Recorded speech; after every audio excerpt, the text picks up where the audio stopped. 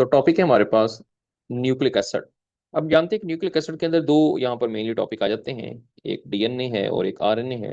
Deoxy ribo nucleic acid और ribo nucleic acid, दोनों में आपको यहाँ पर जो है वो कुछ डिफरेंसेस मिलते हैं। उन पे हम बात करते हैं। इनके जो सब यूनिट्स होते हैं उसको न्यूक्लियोटाइड्स कहते हैं। दोनों के सब यूनिट हैं, यानी ये न्यूक्लिक एसिड के सब यूनिट हैं। न्यूक्लिक एसिड की अगर हम डिस्कवरी की बात करें तो डिस्कवरी में साइंटिस्ट का नाम आपने याद रखना है।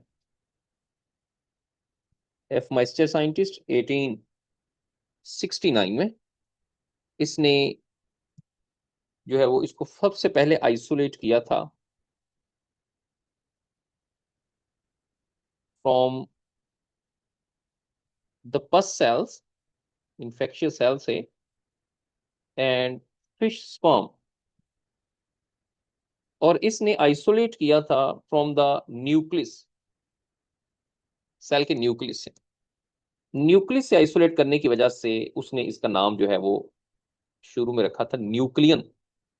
तो स्टार्ट में उसका नाम न्यूक्लिक एसिड नहीं था बल्कि न्यूक्लियन रखा गया था।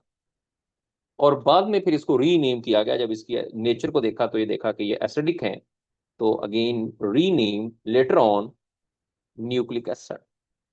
तो इसका मतलब है कि एफ माइस्टर ने उसको न्यूक्लिक एसिड नहीं कहा था, बल्कि न्यूक्लिक एसिड जो है वो बाद में उसका नाम रखा गया जबकि उसकी प्रॉपर्टीज को अंडरस्टूड किया गया कि ये एसिडिक प्रॉपर्टीज जो है वो इसके अंदर होती हैं।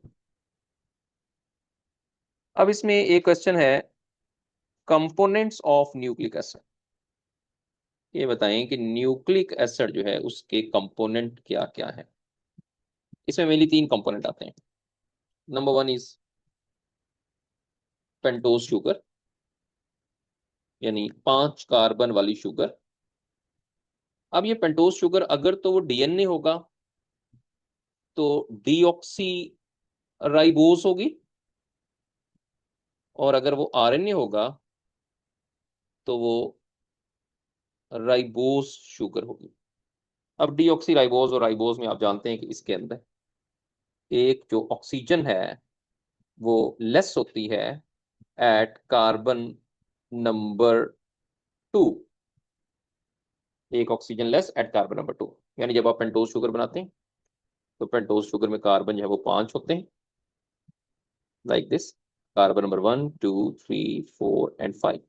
तो जो 2 नंबर कार्बन होता है इसमें यहाँ पर H और इसके नीचे भी H होता है। तो कार्बन नंबर 2 से हमें पता चलता है कि ये राइबोज शुगर है या डीऑक्सी राइबोज शुगर। तो ये क्वेश्चन भी आ सकते हैं, कौन सी नंबर से आप आइडेंटिफाई कर सकते हैं कि वो शुगर राइबोज है या डीऑक्सी राइबोज। जिसकी वजह से आप फॉर्मूला भी देखते हैं, इसका फॉर्मूला तो बन जाएगा C5H10O5।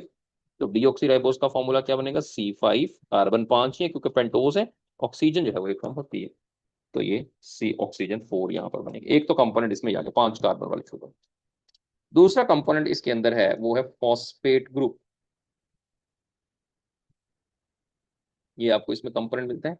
तीसरा कंपोनेंट जो इसमें आता है वो नाइट्रोजनस बेसिस है। अब जो नाइट्रोजनस बेसिस है ये एक ऐसा कंपोनेंट है जो कि कंपोनेंट वेरी करेगा, वेरिएबल होगा। या अगर आपसे पूछा जाए कि अगर आप न्यूक्लियोटाइड को नेम देते हैं, नेमिंग ऑफ न्यूक्लियोटाइड, वो इसकी वजह से होती है। या ये भी एक सो कॉल्ड कह सकते हैं कि this is the so called R group of nucleotide. ये न्यूक्लियोटाइड का आर ग्रुप है। ये भी यहां पर जो है इसमें से क्वेश्चन पूछा जा सकता है। अब ये इसमें दो तीन सवाल जो नाइट्रोजनस स्पीसीज हैं इसमें से आ सकते हैं। अगर अब ये वेरिएबल हैं तो वेरिएबल में ये दो फॉर्म के होते हैं, एक को हम प्यूरिन्स कहते हैं और एक को हम पायरिमिडीन कहते हैं। लेकिन सबसे पहले हम इसकी अटैचमेंट देख लें कि पेंटोज शुगर के साथ कौन कैसे अटैच होता है। मैं एक न्यूक्लियोटाइड ड्रॉ कर देता हूँ। ये तो आगे pentose sugar, carbon number 1, carbon number 2 3 4 and carbon number 5। ये पेंटोज शुगर। इसके साथ कार्बन नंबर 1 जो होती है उसके साथ नाइट्रोजनस बेस अटैच होगी, ये बात याद रखनी आप। और कार्बन नंबर 5 जो होता है उसके साथ फॉस्फेट अटैच होता है। और कार्बन नंबर 3 जो होता है उसके साथ हाइड्रोक्सल अटैच होता है। तीनों अटैचमेंट आपने जो याद रखनी, जब तीनों चीजें अटैच हो जाएंगी तो एक न्यूक्लियोटाइड बन जाएगा। तो ये एक न्यूक्लियोटाइड है। इस नंबर पे क्या चीज अटैच है ये इंपॉर्टेंट है, इसको आपने याद रखना है। अब जो नाइट्रोजनस बेसिस हैं, इसमें दो तरह के मेजर ग्रुप्स आ जाते हैं। एक प्यूरीन्स होते हैं और एक होते हैं पायरिमिडीन। प्यूरीन्स जो है ये ऐसी नाइट्रोजनस बेसिस है जिसमें डबल रिंग होता है, और साथ आप ये कह सकते हैं कि these are the large nitrogenous basis. और पायरिमिडीन जो है वो ऐसे नाइट्रोजनस बेसिस होते हैं जिसमें सिंगल रिंग होते हैं, या हम ये कह सकते हैं ये स्मॉल नाइट्रोजनस बेसिस है। तो प्यूरीन और पायरिमिडीन में जो डिफरेंस है, एक तो ये मिल गया। दूसरी यहां से पूछा जा सकता है कि कौन सा कॉम्बिनेशन जो है वो प्यूरीन्स में आता है, कौन सा कॉम्बिनेशन पायरिमिडीन में आता है। तो प्यूरीन में आप देखते हैं इसमें एक जो है वो एडेनिन आती है, और दूसरा जो है वो इसके अंदर आती है गुआनिन। ये दोनों प्यूरीन में आएंगे, डबल रिंग वाले। और सिंगल रिंग वालों में साइटोसिन है, इसमें थायमीन है, और इसमें आपको यूरेसिल मिलता है। इसमें थायमीन जो होगी वो सिर्फ डीएनए में होगी, आरएनए में नहीं होगी। और यूरेसिल जो होगी वो सिर्फ आरएनए में होगी, डीएनए में नहीं होगी। इस तरह बाकी कॉमन है, एडेनिन गुआनिन साइटोसिन तीनों के अंदर कॉमन है। अब आपको इनके स्ट्रक्चर्स भी कम से कम उसमें फंक्शनल ग्रुप याद रखने के, आप उनको आइडेंटिफाई कर सकें कि ये कौन सी नाइट्रोजनस बेस है। लाइक अगर मैं एक यहाँ पर नाइट्रोजनस बेस बनाऊँ डबल रिंग वाली, ये एक हेक्सागोनल रिंग होगा, दूसरा पेंटागोनल रिंग होता है। और यहाँ मैं इधर इसमें अमाइनो ग्रुप लगा देता हूँ, लाइक दिस, 1 2 3 4 5 6 7 8 एंड 9। ये अमाइनो ग्रुप लगा दिया, एक ही नाइट्रोजनस बेस। दूसरी में मैं डबल रिंग वाली बना देता हूँ, ये इसमें यहाँ पर मैं कार्बोनाइल ग्रुप लगा देता हूँ, यहाँ पर मैं अमाइनो ग्रुप लगा देता हूँ। नंबरिंग वैसे ही आएगी, आपने इसको आइडेंटिफाई करना है ये कौन सी। फिर अगर मैं सिंगल रिंग वाले बनाऊं, तो सिंगल रिंग वाली तीन है हमारे पास, 1 2 एंड 3। ये अब तीनों में एक चीज कॉमन है कि यहाँ पर कार्बोनाइल ग्रुप है 2 नंबर पे। 1 2 3 4 5 6 कार्बोनाइल ग्रुप सबके अंदर ही प्रेजेंट है, और ये तीनों में कॉमन है। उसके बाद यहाँ पर अमाइनो ग्रुप है, तो वो कौन सी है। यहाँ पर भी कार्बोनाइल ग्रुप है, तो वो कौन सी है। और यहाँ पर कार्बोनाइल और यहाँ पर मिथाइल है, तो फिर वो कौन सी। अब आपके पास अल्फा ऑप्शन ये है, बीटा ऑप्शन ये है, चार्ली ऑप्शन ये है, डेल्टा ऑप्शन ये है, ईटा ऑप्शन ये है। तो जल्दी से जरा आइडेंटिफाई करके बताएं कि कौन सी नाइट्रोजनस बेस का नाम क्या है। अब डबल रिंग वाली एडेनिन और गुआनिन ही होंगी, ठीक हो गया, ये तो हमें पता है। लेकिन अगर अमाइनो ग्रुप है यहाँ पर 6 नंबर पे, तो इसका मतलब है ये एडेनिन है। बीटा में आपको जो मिल रही है ये गुआनिन है। अब स्ट्रक्चर आपने बनाने तो नहीं है, लेकिन आपको कम से कम इनके बारे में, इनको पहचान सकें, पहचान होनी चाहिए आपको कि अच्छा ये वाली नाइट्रोजनस स्पेसीज है। चार्ली में जो है वो साइटोसिन है, इसमें सिंगल रिंग में अमाइनो ग्रुप होता है। डेल्टा जो है वो यूरेसिल है, और ईटा जो है वो थायामीन है। अब अगर क्वेश्चन आ जाए, आपसे पूछा जाए which nitrogenous base found in RNA nucleotide only. Alpha में एडिनिन, बीटा में गुआनिन, चार्ली में 5 मिथाइल यूरेसिल, डेल्टा में नन। तो कौन सा करेक्ट होगा। डेल्टा, इसमें से कोई भी ऐसी नहीं है जो सिर्फ और सिर्फ आरएनए में हो, क्योंकि आरएनए में होता है यूरेसिल। लेकिन 5 मिथाइल यूरेसिल एक्चुअली यूरेसिल नहीं है। तो अगर मैं यहाँ थायामीन और यूरेसिल में डिफरेंस देखता हूँ, तो आप देखें इसमें सिर्फ मिथाइल ग्रुप का फर्क है। अगर मिथाइल ग्रुप को हम मिटाते हैं तो यूरेसिल बन जाता है, मिथाइल ग्रुप लगाते हैं तो थायामीन बन जाता है। तो इसका मतलब है थायामीन का आईयूपिक नेम जो है वो 5 मिथाइल यूरेसिल ही है। तो इसका मतलब है कि ये जो नाइट्रोजनस बेस है ये तो सिर्फ डीएनए में प्रेजेंट होती है, हमने डिस्कस किया।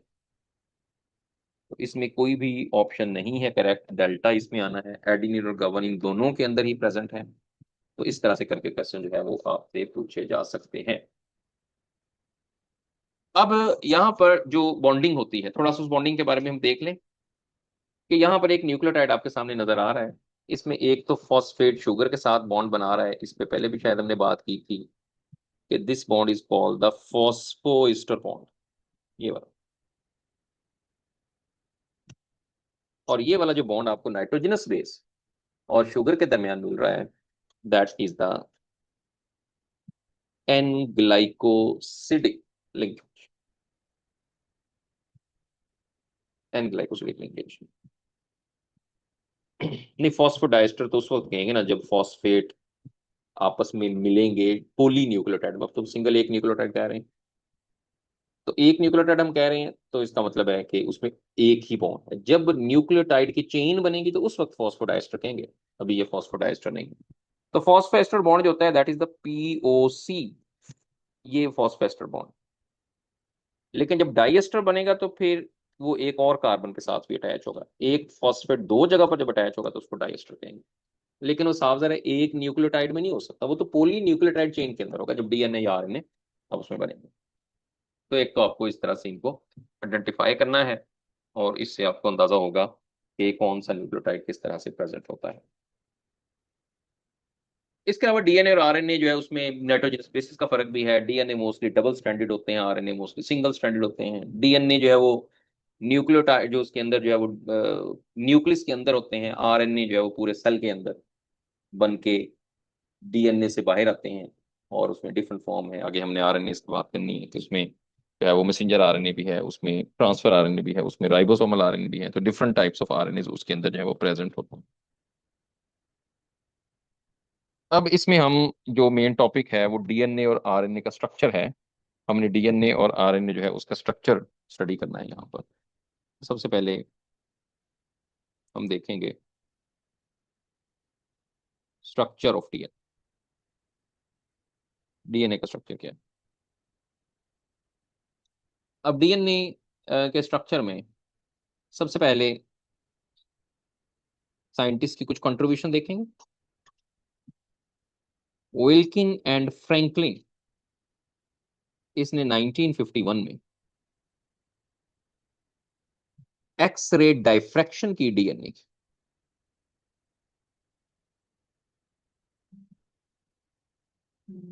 X ray diffraction of DNA. इसी तरह से एक साइंटिस्ट था इरविन चेरगफ, इसने डिस्कवर किया था 1951 में ही, जब डीएनए पे काम हो रहा था,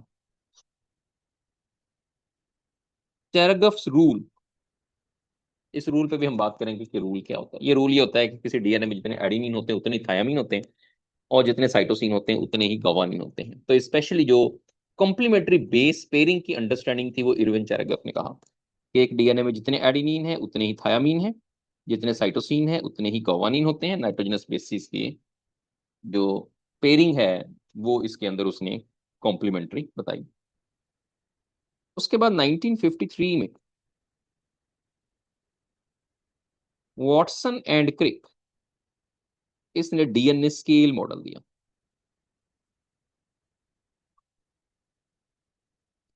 डीएनए स्केल मॉडल, और इस डीएनए स्केल मॉडल में उसने कुछ चीजों को जो है वो एक्सप्लेन किया। अब वो कौन कौन सी चीजें थी जो कि इसने एक्सप्लेन की और स्ट्रक्चर किस तरह का था। अब डीएनए स्केल मॉडल के अंदर इसने देखा कि डीएनए का जो स्ट्रक्चर था वो ऐसे डबल स्ट्रैंडेड हेलिक्स की फॉर्म में, लाइक दिस, ये आपके सामने। तो एक तो इसने कहा कि जो डीएनए का स्ट्रक्चर है उसमें दो स्ट्रैंड्स होते हैं, two strands, and these two strands और anti parallel to each other. अब ये एंटी पैरेलल किस तरह से? तो कहते हैं कि अगर एक तरफ एक 5 प्राइम एंड है तो ये स्ट्रैंड जहां पर खत्म होगा वहां 3 प्राइम एंड होगा। दूसरा स्ट्रैंड उसके एंटी पैरेलल 5 to 3 जो है वो मूव करेगा। अब यहाँ याद रखने के 5 और 3 ये क्या चीजें हैं? 5 जो है that is the phosphate, phosphate at carbon number 5। चलेंगे, कार्बन नंबर 5 जो है उस पे फॉस्फेट, आ रहा हूं, फॉस्फेट जो है वो प्रेजेंट होता है। और कार्बन नंबर 3 जो है उस पे 3 क्यों कहते हैं? ये OH प्रेजेंट होता है कार्बन नंबर 3 पे, इस वजह से हम इसको, and similarly at the other side, और दूसरी साइड पे भी एग्जैक्ट जो है वो इसी तरह से आपको जो है वो मिलेगा। तो वॉटसन एंड क्रिक मॉडल के अकॉर्डिंग जो डीएनए है वो डबल स्टैंडर्ड है, 5 prime to 3 prime, 3 prime to 5 prime. आपको बता दिया कि 5 प्राइम जो है वो किस वजह से कहते हैं, फॉस्फेट की वजह से, 3 OH की वजह से। दूसरी तरफ भी ऐसा ही है। अब उसके बाद दोनों जो स्ट्रैंड हैं उसके अंदर हर स्ट्रैंड के दरमियान फॉस्फोडाइएस्टर लिंकेज, एक सिंगल स्ट्रैंड के दरमियान आपको फॉस्फोडाइएस्टर लिंकेज मिलता है। अब हम फॉस्फोडाइएस्टर कहेंगे किस तरह से, जैसे यहां पर हमने देखा फॉस्फेट है, फॉस्फेट के साथ शुगर है, फिर फॉस्फेट है, फिर शुगर है, फिर फॉस्फेट है। इसी तरह से यहां पर शुगर है, फॉस्फेट है, शुगर। अब देखें यहां मैंने 3 एंड पर फॉस्फेट नहीं लिखा, वहां पर OH है। तो इस तरह से यहां पर आपको मिलते हैं फॉस्फोडाइएस्टर लिंकेज, या इसको हम शुगर फॉस्फेट बैकबोन कहते हैं। अब क्वेश्चन ये आ सकता है कि जो फॉस्फेट शुगर बैकबोन है या शुगर फॉस्फेट लिंकेज है, उसमें क्या ये लिंकेज एक फॉस्फेट दो शुगर के दरमियान है, या दो फॉस्फेट एक शुगर के दरमियान है, या दो फॉस्फेट दो शुगर के दरमियान है, या एक फॉस्फेट एक शुगर के दरमियान है? ऐसे सवाल आ सकता है। तो क्या आंसर होगा इसमें करेक्ट? फॉस्फोडाइएस्टर का मतलब क्या है? ओके, यानी एक फॉस्फेट दो शुगर, ये। तो जैसे मैंने आपको कहा था कि ये लिंकेज ऐसे बनता है, ये फॉस्फेट, ऑक्सीजन, कार्बन, एक तो ये इसके अंदर आ गया, और उसके बाद यहाँ पे ऑक्सीजन और ये कार्बन, यहाँ पर आपको जो है वो इसमें मिलेगा।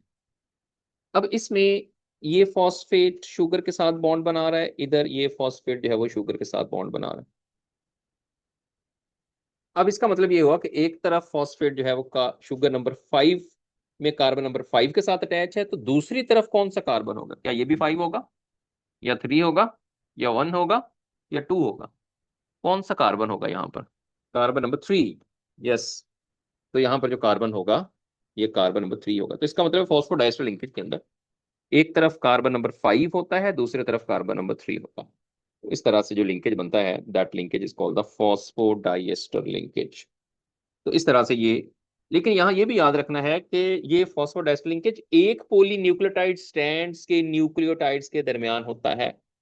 लेकिन अगर दो जो स्ट्रैंड है वो आपस में इंटरेक्ट नहीं करते, इससे आपस में जो इंटरेक्ट करते हैं फिर वो किससे इंटरेक्ट करते हैं? लाइक मैं यहाँ पर देखता हूँ कि इनके दरमियान नाइट्रोजनस बेसिस हैं। यहाँ पे एडिनिन है, यहाँ पर थायामीन है, साइटोसिन है, तो यहाँ पर गवानीन है। एडिनिन और थायामीन के दरमियान दो जो है वो हाइड्रोजन बॉन्ड है, साइटोसिन और गवानीन के दरमियान 3 हाइड्रोजन बॉन्ड है। तो इसी तरह से यहाँ पर अगर थायामीन आएगा तो यहाँ पर एडिनिन आएगा, यहाँ पर साइटोसिन आएगा तो यहाँ पर गवानीन आएगा। तो इस तरह से मुख्तलिफ तरह के जो बॉन्डिंग है वो आपको मिलती हैं। तो इसके दरमियान जो बॉन्ड है वो है हाइड्रोजन बॉन्डिंग, हाइड्रोजन बॉन्डिंग। तो हाइड्रोजन बॉन्डिंग के साथ जो दोनों स्ट्रैंड्स हैं, यानी कि जो दो स्ट्रैंड्स हैं, वो एक दूसरे के साथ जो है वो इंटरेक्ट करते हैं। एक तो ये इसमें इंपॉर्टेंट। दूसरा जो हाइड्रोजन बॉन्ड होता है, that also maintained alpha helix of DNA. DNA का जो अल्फा हेलिक्स है उसको ये हाइड्रोजन बॉन्ड मेंटेन करता है, या इसके लिए हम वर्ड यूज करते हैं सेकेंडरी स्ट्रक्चर ऑफ डीएनए, क्योंकि जो सेकेंडरी स्ट्रक्चर होता है वो भी हेलिकल की फॉर्म में होता है। तो एक तो ये आपने यहाँ पर जो है वो बात याद रखनी है। दूसरा, जो इन दो नाइट्रोजनस बेसिस के दरमियान डिस्टेंस होता है, ये डिस्टेंस भी यूनिफॉर्म डिस्टेंस होता है, and that is 0.34 nanometre. This is the uniform distance between the two nitrogenous basis pairs. अब ये डिस्टेंस जो है वो किस वजह से मेंटेन होता है, ये भी एक क्वेश्चन आ सकता है। This distance is maintained by hydrophobic interaction,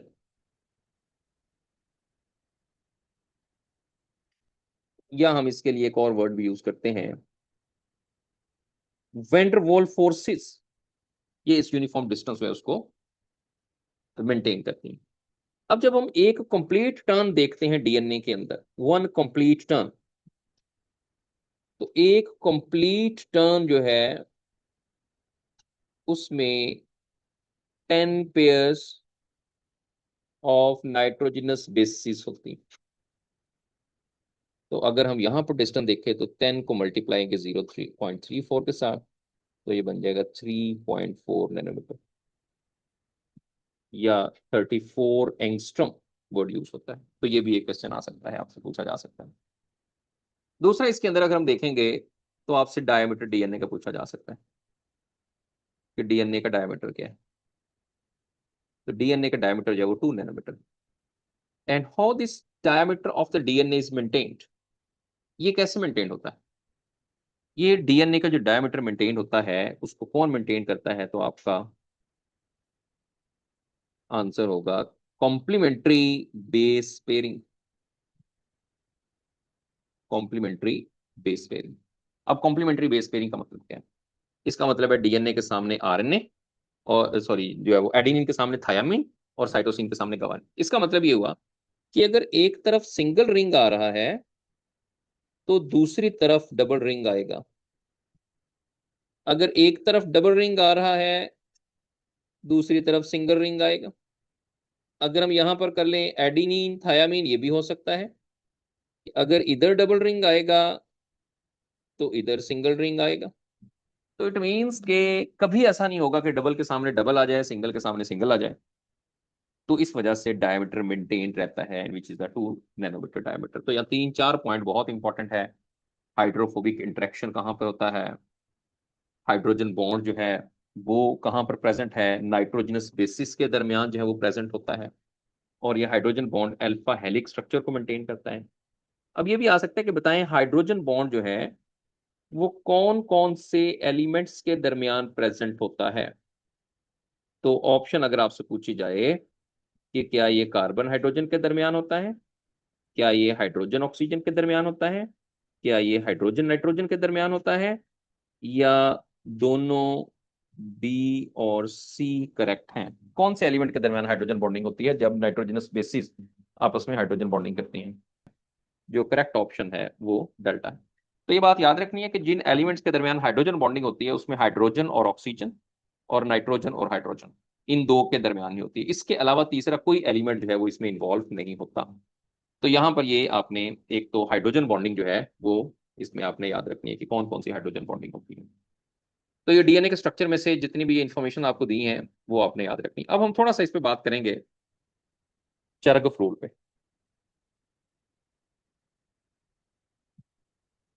अब चरग फ्रूल के अंदर उसने कहा कि जितने एडेनिन होते हैं किसी डीएनए में उतने ही थायामीन होते हैं, जितने साइटोसिन होते हैं उतने ही इसके अंदर गवानीन होते हैं। और उसमें अब क्वेश्चन किस तरह से आ सकता है? क्वेश्चन में अगर मैं ये कहता हूं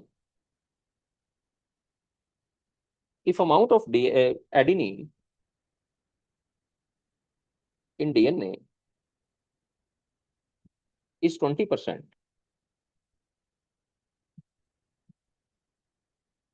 what will be the amount of guanine in same DNA? Alpha option is 20%, beta option is 30%, Charlie option is 40%, delta option is 80%। तो कितने परसेंट उसमें आपको गवानीन मिलेंगे? अब जब इस तरह का सवाल आएगा तो आपने उसमें देखना है कि एक की अमाउंट बताई हुई है 20%। तो अगर एडेनिन 20% है तो ये अंडरस्टूड है कि इसमें थायामीन जो है वो भी 20% ही होते हैं। तो 20 और 20 बन गया 40, बाकी रह गया 60%। और 60% को हमने डिवाइड कर देना है equally into the guanine and cytosine.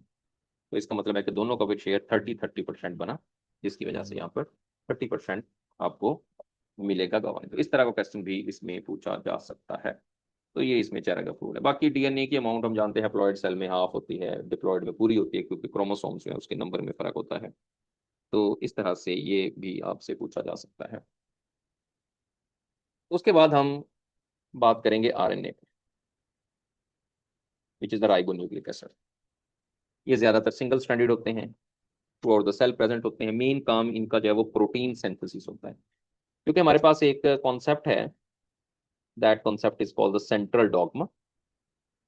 उस सेंट्रल डॉगमा के अकॉर्डिंगली डीएनए से आरएनए बनता है, और आरएनए से प्रोटीन सिंथेसिस होती है।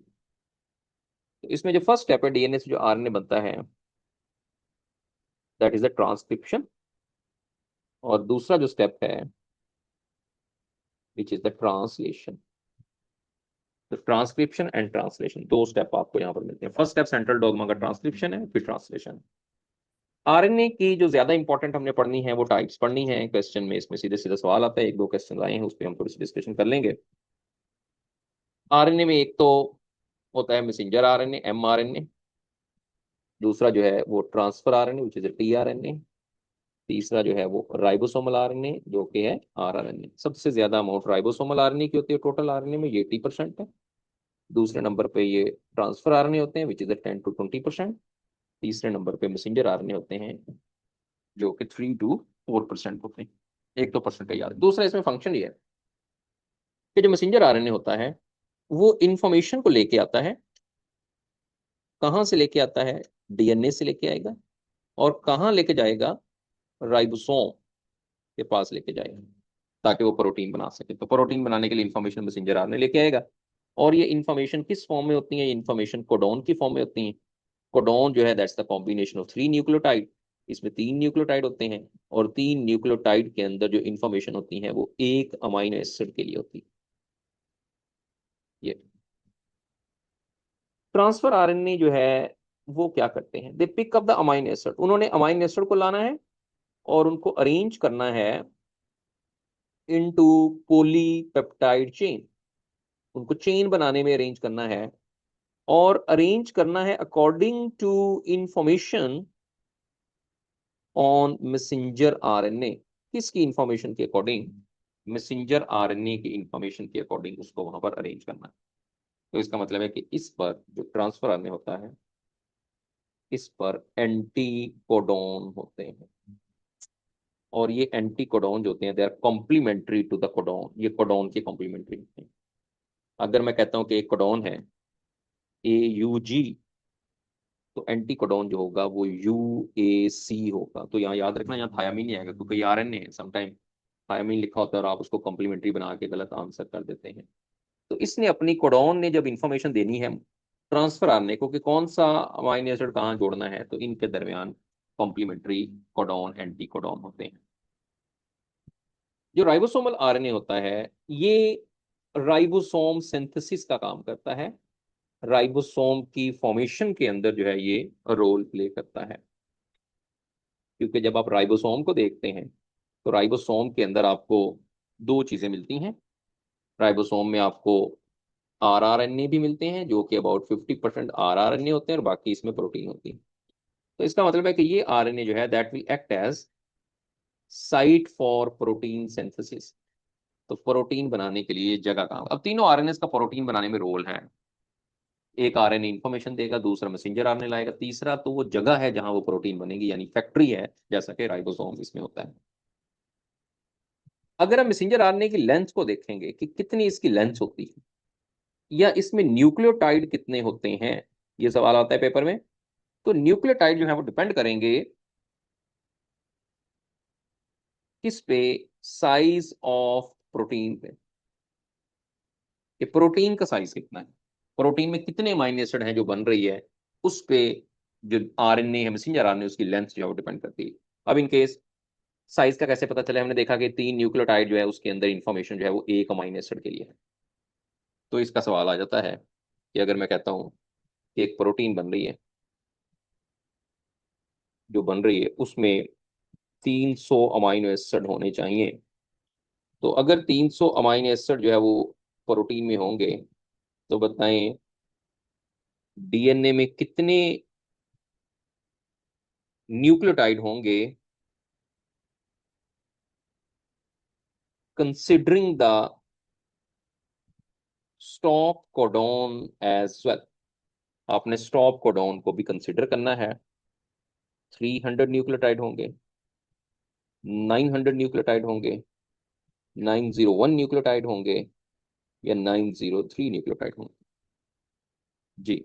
अब देखिए इसका आंसर सिंपली किस तरह से निकाला जा सकता है कि अगर 300 अमाइन एसिड वाली प्रोटीन बनानी है, तो मैंने बताया कि एक अमाइन एसिड के लिए न्यूक्लियोटाइड 3 चाहिए होंगे, तो इसको आपने 3 से सिंपली मल्टीप्लाई कर लेना है, तो आंसर आपके पास आ गया 900। लेकिन साथ उसने कहा स्टॉप कोडॉन को भी कंसिडर करना है। तो स्टॉप कोडॉन एक ऐसा कोडॉन होता है जिसमें किसी अमाइन एसिड के लिए इंफॉर्मेशन नहीं है, वो जस्ट टर्मिनेट करता है प्रोसेस को आके। वो UAA हो सकता है, वो UAG हो सकता है, वो UGA हो सकता है। तो इसमें से हमने एक ये भी ऐड करना है, जिसकी वजह से आंसर जो है वो बन जाएगा 903। अगर वो स्टॉप कोडॉन को कंसीडर ना करने का कहे तो फिर तो साफ ज़रा आपने सिंपली 3 से मल्टीप्लाई करके उसका आंसर फाइंड कर लेना है। ट्रांसफर RNA जो होता है इसके अंदर न्यूक्लियोटाइड जो है आपको 75 टू 90 होते हैं, और राइबोसोमल RNA की जो लेंथ होती है वो भी वेरी ही करती है। इसमें भी कुछ में बड़ा होता है, स्पीशी टू स्पीशी ये वेरी करता है। तो इस तरह से इसमें क्वेश्चन आ सकता है। साथ आपको याद रखना है स्ट्रक्चर ऑफ RNA, और ट्रांसफर RNA का स्ट्रक्चर हम यहाँ पे बनाएंगे, ये इंपॉर्टेंट है। तो ट्रांसफर आने का स्ट्रक्चर देख लें, उसमें कुछ पॉइंट है वो आपने याद रखने हैं। उसमें कुछ लूप्स होती हैं, जैसे एक ये लूप है, एक ये लूप है, एक ये लूप है, ये। तो यहाँ पर आपको इसका जो स्ट्रक्चर है वो किस तरह का है, उसमें क्या क्या इंफॉर्मेशन है, ये जरूरी है। इसके अंदर आपको एक तो मिलता है यहाँ पर 5' एंड, और ये 5' एंड क्या होता है, ये फॉस्फेट की वजह से होता है कि यहाँ पर फॉस्फेट ग्रुप जो है वो प्रेजेंट होता है, और साथ यहाँ पर गवानीन नाइट्रोजनस बेस जो है वो 5' एंड पे प्रेजेंट होती है। 3' एंड जो है, जिसमें अगर हम नाइट इसके अंदर जो है वो न्यूक्लियोटाइड्स को देखें, तो इसमें जो सीक्वेंस यहाँ पर मिलता है दैट इज CAA, और साथ यहाँ पर अमाइनो एसिड 3' पे जुड़ा होता है। बाकी अगर आप लूप की बात करें तो ये आपको जो लूप मिल रही है this is called the D loop, D loop है। उसके बाद इधर जो आपको लूप मिल रही है this loop is called the T loop. इसी तरह सवाल आता है, आपने उसमें देखना है, this loop is called the middle loop, और इस मिडल लूप के अंदर टोटल 7 न्यूक्लियोटाइड्स होते हैं, और इन 7 न्यूक्लियोटाइड में से जो 3 न्यूक्लियोटाइड हैं वो मिडल लूप में एंटी कोडॉन बनाते हैं। आप जानते हैं कि ट्रांसफर आने पर एंटी कोडॉन होता है। और यहाँ पर एक जो है वो आपको वेरिएबल लूप मिलती है। This 3' is the acceptor M, इसको हम एक्सेप्टर एंड भी कहते हैं, क्योंकि यहाँ पर आपको जो है वो अटैचमेंट ऑफ अमाइन एसिड, 3' पे अमाइन एसिड अटैच होता है, ये याद रखना है। 5' पे फॉस्फेट अटैच, ये बिल्कुल वही जो हमने DNA के अंदर जो है वो देखा है। डी लूप और टी लूप में क्या फर्क होता है? डी लूप जो है this is the enzyme recognition loop, और टी लूप जो है ये राइबोसोम रिकग्निशन लूप है। बाकी एंटीकोडॉन है, वेरिएबल लूप है, एक्सेप्टर आर्म 3' है जिसपे माइनस जुड़ेगा, 5' जो है ये जिसपे फॉस्फेट अटैच होता है। तो इस तरह से आपको जो पॉइंट है वो यहाँ पर मिलेंगे। तो ट्रांसफर RNA का जो स्ट्रक्चर है ये भी बहुत इंपॉर्टेंट है। आखिरी जो पॉइंट हमारे पास है इस चैप्टर का वो है कॉन्जुगेटेड मॉलिक्यूल। कॉन्जुगेटेड मॉलिक्यूल वो मॉलिक्यूल होते हैं जो दो डिफरेंट मॉलिक्यूल्स के आपस में कंबाइन होने से बनते हैं। जैसे कि इसमें एक ग्लाइकोप्रोटीन है जो कि कार्बोहाइड्रेट और प्रोटीन के कंबाइन होने से मिलता है, बनता है। एक इसमें ग्लाइकोलिपिड है जो कि लिपिड और कार्बोहाइड्रेट के कंबाइन होने से बनता है। एक इसमें लिपोप्रोटीन है जो कि लिपिड और प्रोटीन के कंबाइन होने से बनता है। और एक इसके अंदर जो है वो न्यूक्लियो प्रोटीन है जो कि न्यूक्लिक एसिड और प्रोटीन के कंबाइन होने से बनता है। तो ये सारे के सारे ग्लाइको जो कॉन्जुगेटेड मॉलिक्यूल्स हैं, और इनमें से कुछ इंपॉर्टेंट पॉइंट जो पूछे जा सकते हैं उसको हम देखते हैं। जैसे ग्लाइकोप्रोटीन, इसके लिए वर्ड एक और यूज किया था, दिस कॉल्ड द म्यूकॉइड। ये कार्बोहाइड्रेट और प्रोटीन से मिलकर बनता है। ये एग एल्ब्यूमिन का पार्ट होता है। इसके अलावा इसमें ये कुछ गोनेडोट्रोफिन जो होते हैं वो भी ग्लाइकोप्रोटीन से बने होते हैं, जैसा कि हार्मोन है FSH और LH, इसकी कंपोजिशन आप देखेंगे ये ग्लाइकोप्रोटीन्स हैं। इसके अलावा जितनी भी सेल सक्रीशंस होती हैं सेल के अंदर, ज्यादातर सक्रीशंस ग्लाइकोप्रोटीन की फॉर्म में होंगी। जैसा कि म्यूकस एक सक्रीशन है, वो ग्लाइकोप्रोटीन की फॉर्म में होती है। ग्लाइकोप्रोटीन जो है वो सेल के ऊपर आइडेंटिफिकेशन का काम भी करते हैं, सेल सरफेस मार्कर के तौर पे काम करते हैं, ये रिसेप्टर के तौर पे भी काम करते हैं ग्लाइकोप्रोटीन, ये एंटीजन्स के तौर पे भी काम करते हैं। जैसे रेड ब्लड सेल की सरफेस पर एंटीजन होते हैं, ए बी दोनों भी प्रेजेंट हो सकते हैं। ये इंजाइम्स का काम भी कर सकते हैं ग्लाइकोप्रोटीन। और ये सारे के सारे जो फंक्शन है ये आपको ग्लाइकोप्रोटीन के मिलेंगे। इसमें से क्वेश्चन जो है वो आ सकता है। Glycolipids, they are called the cerebroside. एक वर्ड यूज होता है सेरिब्रोसॉइड।